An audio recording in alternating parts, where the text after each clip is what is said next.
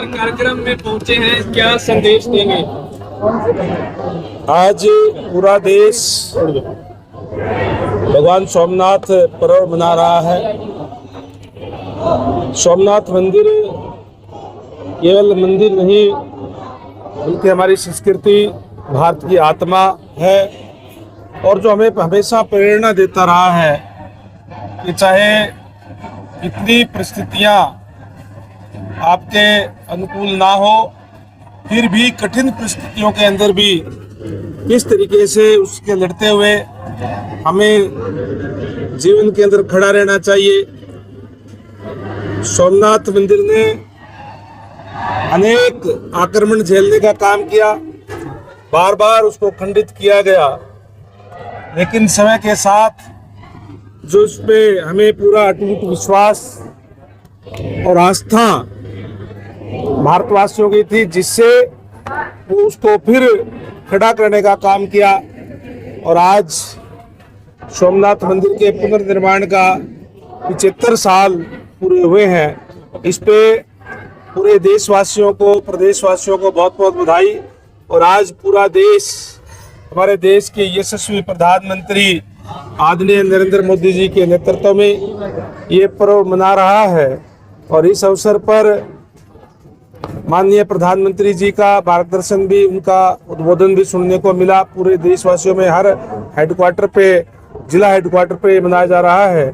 और माननीय हमारे यशस्वी मुख्यमंत्री महोदय का भी उद्बोधन सुनने को मिला और उन्होंने हमें एक संदेश देने का काम किया कि आज हमारी जो अपनी संस्कृति है, हमारा जो अपना सनातन धर्म है, उससे हमें जो जीवन को आगे बढ़ाने के लिए जो एक प्रेरणा मिलती है, उस प्रेरणा को लेकर के आज हमारे यशस्वी प्रधानमंत्री जी भी इस देश को, इस प्रदेश को आगे बढ़ाने का काम कर रहे हैं। मैं इस अवसर पर पूरे देशवासियों को बहुत बहुत बधाई देता हूँ। प्रधानमंत्री जी ने आह्वान किया देशवासियों के, कैसे देखते हैं? माननीय प्रधानमंत्री जी ने जो आह्वान किया है कि हमारी जो अपनी संस्कृति है, हमारे जो अपने संस्कार है, हमारा जो अपना सनातन है, उससे जो हमें शिक्षा जो हमें लेकर के आने वाली हमारी जो पीढ़ियां हैं, उनको भी हम उसके बारे में बता करके, उनको शिक्षा दे करके अगर हम जीवन में आगे बढ़ेंगे तो निश्चित रूप से जीवन का कल्याण होगा, देश आगे बढ़ेगा। नई टेक्निक के साथ साथ हमारी जो अपनी संस्कृति है उसको हम भूलने का काम ना करें। जब तक वो संस्कृति हमारे साथ नहीं होगी तो फिर हम आगे बढ़ नहीं पाएंगे। इसलिए आधुनिक टेक्निक, नई टेक्निक के साथ साथ हमारी अपनी जो प्राचीन सभ्यता है, संस्कृति है, उसको कभी नहीं भूलना चाहिए कि किस तरीके से हमने अतीत के अंदर जो झेलने का काम किया है, अगर हम वो भूल जाते हैं तो कहीं न कहीं उसकी पुनरावृत्ति ना हो जाए। इसलिए हमारे जो आने वाली पीढ़ी है उसको भी इस बात का ध्यान उसमें होना चाहिए, उसको पता होना चाहिए कि किस तरीके से हमने अतीत के अंदर झेला है और उसको, उस संस्कृति से हम शिक्षा लेकर के आगे बढ़ने का काम हम करें। हैदराबाद में प्रधानमंत्री नरेंद्र मोदी द्वारा राष्ट्र के नाम संबोधन दिया गया, कुछ अपीलें भी की गई लोगों से, खाने पीने का तेल। बिल्कुल निश्चित रूप से माननीय प्रधानमंत्री जी के नेतृत्व के अंदर, क्योंकि आज जो वो कहते हैं वो देश की जो जनता है वो मानती है। और हमने देखा कि किस तरीके से हमारी इसी सभ्यता से, हमारे इसी संस्कृति से जो कठिन से कठिन परिस्थितियां आई, पहले भी चाहे कोरोना काल आया, उसके अंदर भी आपदा में अवसर का नारा दे करके उससे पार पाने का काम किया। एक एक नहीं बल्कि दो दो वैक्सीन भी बनाने का काम किया, पूरे देशवासियों को देने का काम किया।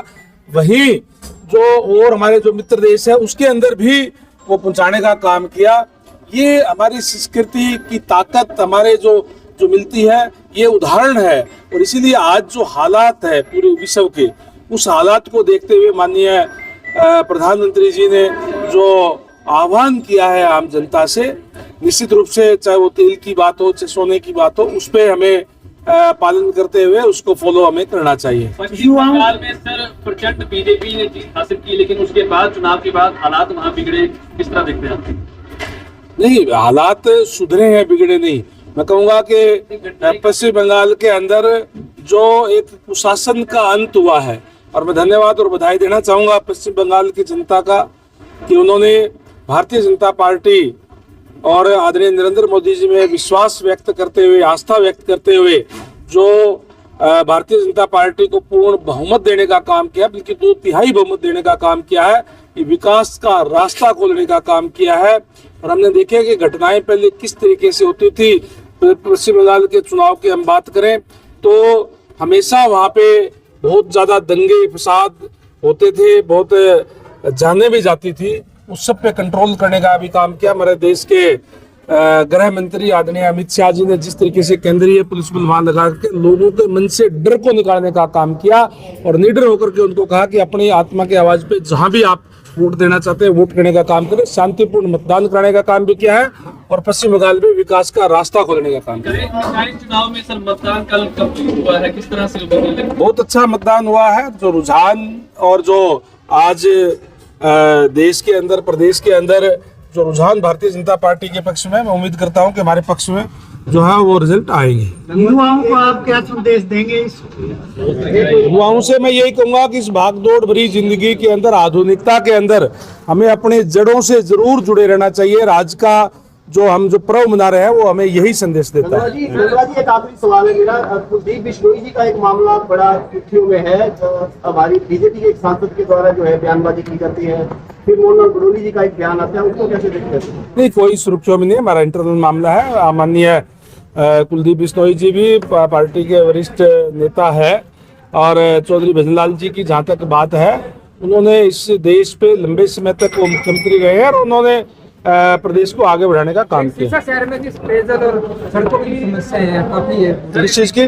सर, सड़कें और पेयजल की काफी समस्या है, जगह जगह पे सड़कें। देखिए, पेयजल के लिए अनेक हमारे और नए प्रोजेक्ट हमने यहाँ मंजूर किए, अमृत 2 के अंदर भी मंजूर किए हैं और वो हमारे अंडर प्रोसेस से चल रहे हैं। हमने अधिकारियों को दिशा निर्देश दिए हैं कि गर्मियों के दिनों में भी पानी की किल्लत ना हो, इसके लिए चाहे ट्यूबवेल है चाहे और दूसरी चीजें हैं, हमारे जो संसाधन है, जो वाटर टैंक बनाए हुए हैं उनको भर करके रखे और पानी का जो है सही उपयोग करते हुए लोगों को कोई दिक्कत परेशानी ना आए। कर्मचारी हड़ताल पर हैं सर, सफाई कर्मचारी हैं, दमकल विभाग सरकार के संज्ञान में है, वो यूएलबी डिपार्टमेंट है, माननीय विपुल गोयल जी, माननीय मुख्यमंत्री महोदय के भी संज्ञान में है और भारतीय जनता पार्टी की सरकार है। चाहे कर्मचारी हो, अधिकारी हो, आम लोग हो, कोई भी हो, उनकी बात को सुनने का काम करते हैं। मैं आपके चैनल के माध्यम से भी अपील करूंगा, किसी भी कोई भी अगर समस्या होती है तो उसका बातचीत से हल होता है, हड़ताल से नहीं। 20 मई को अनिल विज के घर का घेराव भी करेंगे बिजली बोर्ड कर्मचारी। चलो वो करेंगे, कोई भी उनकी समस्या होगी। निश्चित रूप से मैंने पहले ही कह दिया कि ये सरकार है, सबकी सुनने का काम करती है और हर जायज मांग जो है मानती भी। आपके विभाग से संतुष्ट नहीं है, उनका कहना है कि आपके डिपार्टमेंट में भ्रष्टाचार खूब है। इस तरह का आरोप भी गोविंद कांडा भी लगा रहे हैं कि भ्रष्ट कर्मचारी अधिकारी खूब है हरियाणा में। ये भारतीय जनता पार्टी की सरकार है, जीरो टॉलरेंस की सरकार है। कोई भी अगर चाहे वो काम करने वाली एजेंसी हो और चाहे कोई कर्मचारी अधिकारी हो, अगर कोई भी ऐसी शिकायत मिलती है या इन्वेस्टिगेशन अगर पाया जाता है, हम उनके खिलाफ सख्त एक्शन लेते हैं। हमने पहले भी लिए हैं और हमने कार्रवाई भी करी है। किसी को आज की जो सरकार है वो आम लोगों की सरकार है, लोगों के लिए है, हम लोगों को सुविधाएं देने के लिए है कि कोई चिंता करने की बात नहीं है।